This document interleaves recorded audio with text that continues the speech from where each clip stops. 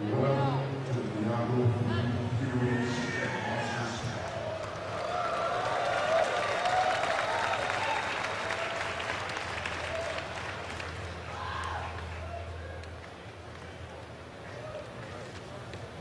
Can we have more smoke, please? What was that? Oh, what was that?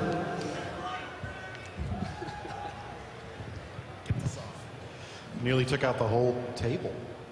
The lights are here, so we can't really see whether there's anyone in the audience. Is there anyone? Is there anybody here? I guess that's a yes. That was all right. That was pretty good. There we go. There's a couple people. Yeah, okay, a couple out there.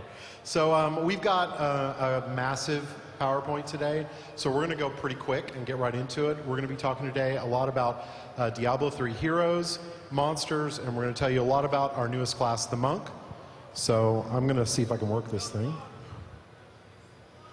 Your presenters today are Leonard Boyarsky, our lead world designer, also the Lord Dude, as he's known on the team.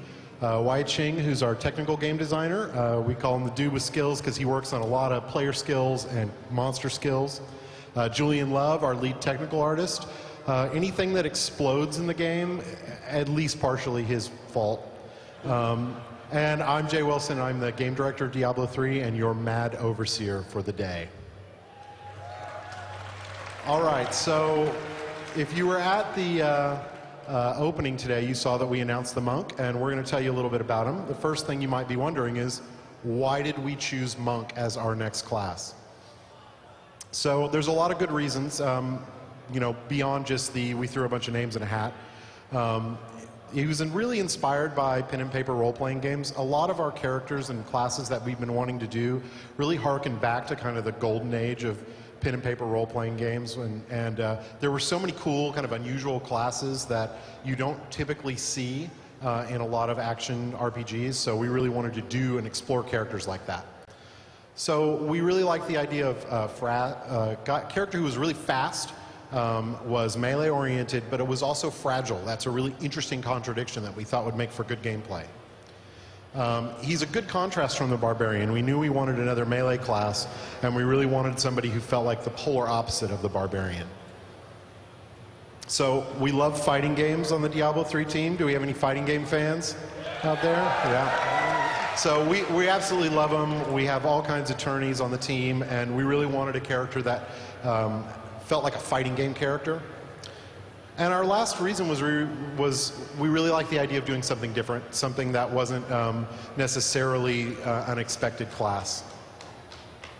So the Monk's Kit. Kit is what we refer to as, this is what drives the character, this is what we refer to when we ask, what does this guy do? So the first one is we really wanted him to feel like a fighting game. So we wanted him to do probably some kind of combo moves, definitely a lot of martial arts. Holy magic. We wanted a character, again, who's a contrast from the Barbarian, who could use magic, and because it was a monk, we figured holy was a great choice. We wanted a character who focused on speed over toughness, so we wanted a guy who was basically, you know, could get in and mix it up, but his main kind of tactic was either a hit and run tactic or a, you know, I'm gonna nail you, I'm gonna walk away, and you're gonna die while I'm, you know, wandering on to the next monster.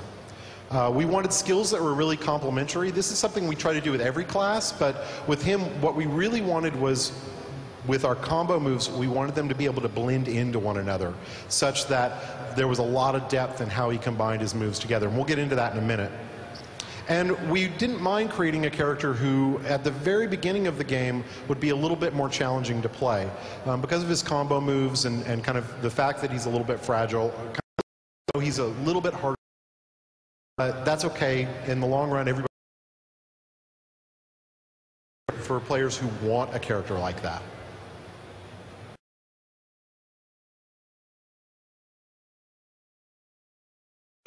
What we decided with the Monk is the kit. What we call the kit is what makes a monk or a character class definitively that class. The way he dresses, his skills, everything about him.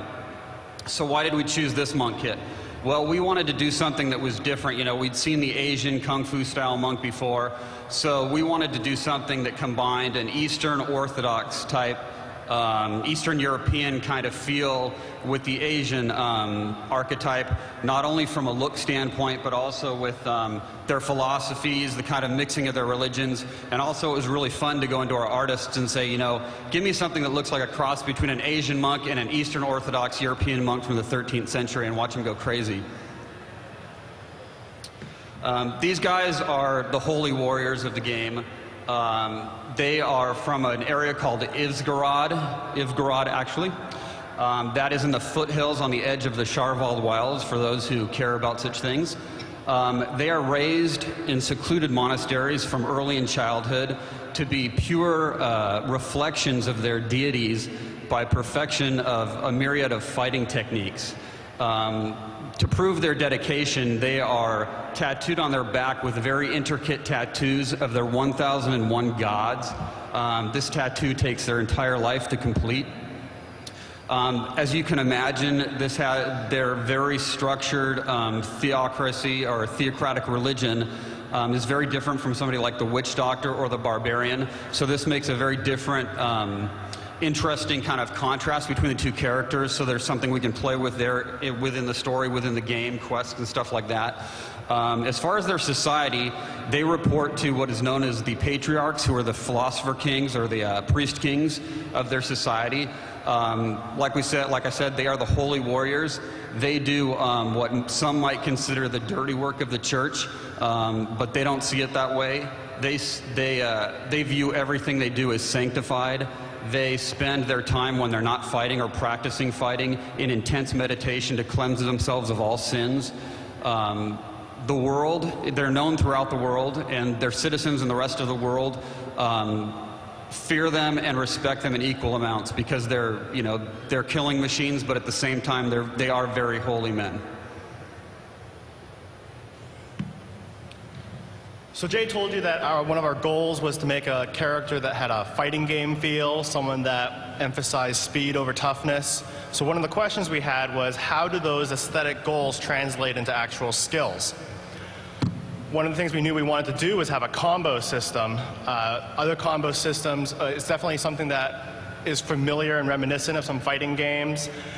Combo systems have also been seen in both Diablo 2 and World of Warcraft. So one of the goals for us is to say, okay, well, if we're going to do a combo system, how do we create a combo system that fits really well for a game like Diablo 3?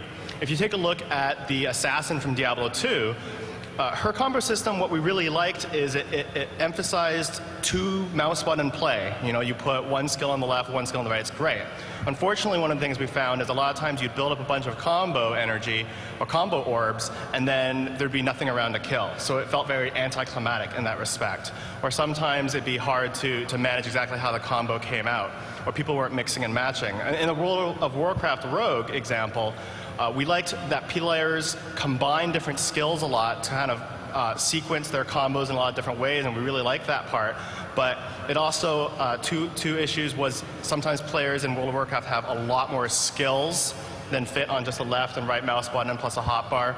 And more importantly, it's hard for me to imagine building up 5 combo points